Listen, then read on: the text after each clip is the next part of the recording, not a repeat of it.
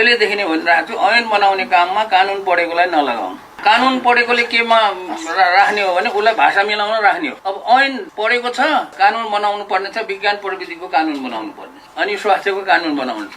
उसलाई विज्ञान प्रविधि भनेको के हो त्यो दिमागमा छँदै छैन।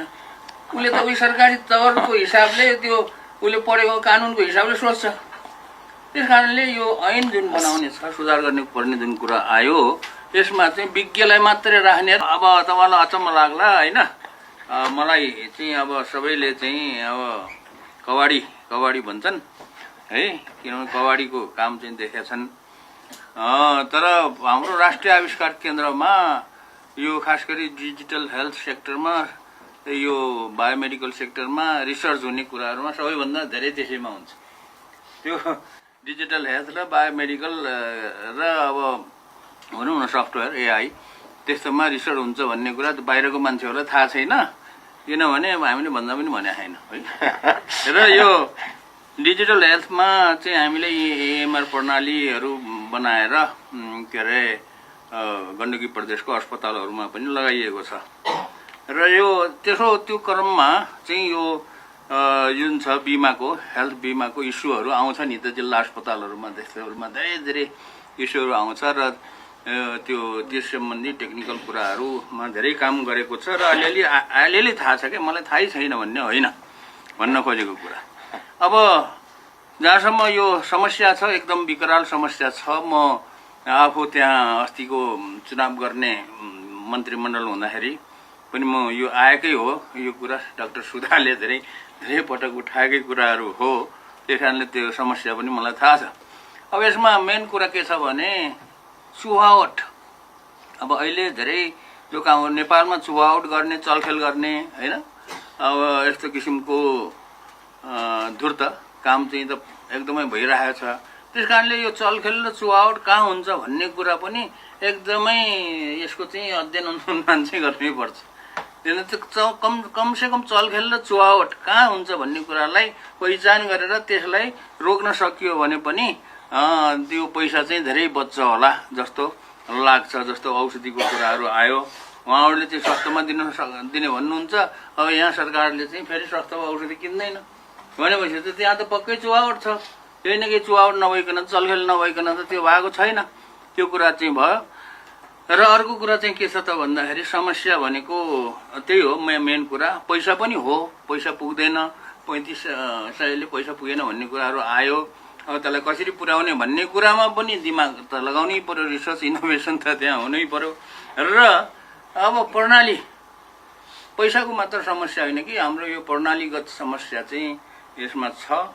र यो कुराहरूलाई चाहिँ अब मान्छेहरूले चाहिँ भनौँ न विज्ञहरूले चाहिँ त्यो सुधार गर्ने कुरामा चाहिँ जानु पर्यो भन्ने कुराहरू हो। र त्यसको लागि जस्तो विभिन्न कुराहरू छन्। अब यसको लागि चाहिँ हामीले चाहिँ यो आइटीलाई प्रयोग गर्न सकिन्छ। जस्तो एआई होइन, मेसिन लर्निङ जस्ता उसहरूबाट डाटा विश्लेषणहरू गर्ने, अनि त्यो अडिट प्रणाली होइन, दाबी त गर्छन्, त्यो दाबी गरेको ठिक छ कि छैन होइन भन्ने कुराहरू, त्यसको अडिट प्रणालीहरू चाहिँ हामीले गर्नुपर्ने हुन्छ। र अब यसमा चाहिँ के छ त भन्दाखेरि यो भुक्तानी दिने भन्ने कुराहरूमा चाहिँ अलिकति राम्रैसँग चाहिँ यस्तो यो प्रणालीगत चाहिँ सुधार गर्नु पर्ने देखिन्छ। मैले 3-4 हप्ता अगाडि एउटा सानो चाहिँ यो रिपोर्ट बनाएर हाम्रो अनुभवको आधारमा, हाम्रो राष्ट्रिय आविष्कार केन्द्रको हाम्रो टिम छ, ठुलै टिम छ, त्यो टिमले बनाएको समस्याहरू यसरी गर्न सकिन्छ भनेर मैले प्रधानमन्त्रीज्यूलाई पनि बुझाइसकेको थिएँ। यो चाहिँ 3 पेजको एउटा सानो छ, त्यो बुझाइसकेको छ। अब यसमा चाहिँ खास गरी यो अडिट भन्ने कुराहरू र यो के भन्छ यो चलखेलको कुराहरू चाहिँ राम्रोसँग अध्ययन गर्नुपर्छ होला भन्ने। र जस्तो रियल टाइम क्लेम भन्ने कुरा अहिले उहाँले भन्नुभयो, त्यो रियल टाइम क्लेम भन्ने कुरा त प्रणाली सिस्टम बनाउने हो नि, त्यो सिस्टम बनाइएको छ के। तर नेपालमा के छ त भन्दाखेरि इएमआरको कुरै गरौँ न, इएमआर सिस्टम धेरै किसिमको सिस्टमहरू बनाइएको छ होइन। हामी आविष्कार केन्द्रले पनि धेरै निकै करोड रुपियाँ खर्च गरेर सिस्टम बनाएको छ आविष्कार केन्द्रमा। अब फेरि अर्कोले बनाएको छ सिस्टम। अब त्यो एउटाको सिस्टम अर्कोको सिस्टमसँग मेल खाँदैन कि मेल खाँदैन। त्यस कारणले त्यो सिस्टम मेल खाने गर्यो भने एउटा अस्पतालले चाहिँ के गरेर भनौँ न टेन्डर बोलेर एउटा सिस्टम राखेको हुन्छ, एउटाको सिस्टम राखेको हुन्छ, अर्को अस्पतालले अर्को सिस्टम राखेको हुन्छ, टेन्डर बोलेर एउटै सिस्टम आउनु पर्यो नि त। र पो एउटा सिस्टमसँग त्यहाँ चाहिँ के अरे मेल खान्छ। त्यस कारणले यो सिस्टम चाहिँ मा चाहिँ सुधार गर्नुपर्ने हुन्छ र यो सिस्टमहरू सुधार गर्दाखेरि यो ऐनहरू यताउता बनाउँदाखेरि यो विज्ञ चाहिँ यो स्वास्थ्य क्षेत्रको विज्ञ चाहिँ राख्नुपर्छ। ऐन बनाउने काममा मैले चाहिँ एकदमै पहिल्यैदेखि नै भनिरहेको छु, ऐन बनाउने काममा कानुन पढेकोलाई नलगाउनु।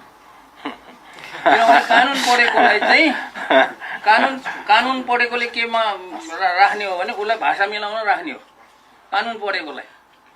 अब ऐन पढेको छ, अब के अरे यहाँ कानुन बनाउनु पर्ने छ, विज्ञान प्रविधिको कानुन बनाउनु पर्ने छ होइन, अनि स्वास्थ्यको कानुन बनाउनु छ।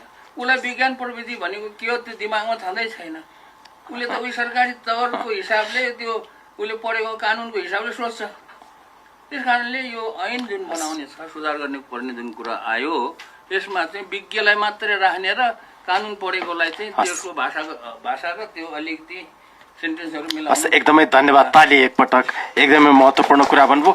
अब यो मैले एउटा अनुरोध गर्न चाहेँ, समयको कारणले यो पछि पनि हामी फ्लोर ओपन गर्छौँ, किनभने रेलेभेन्ट कुराहरू नै छ, त्यो फिटनेस त्यहाँनिर पनि आउँछ। समयलाई मध्यनजर गरेर वेलकम।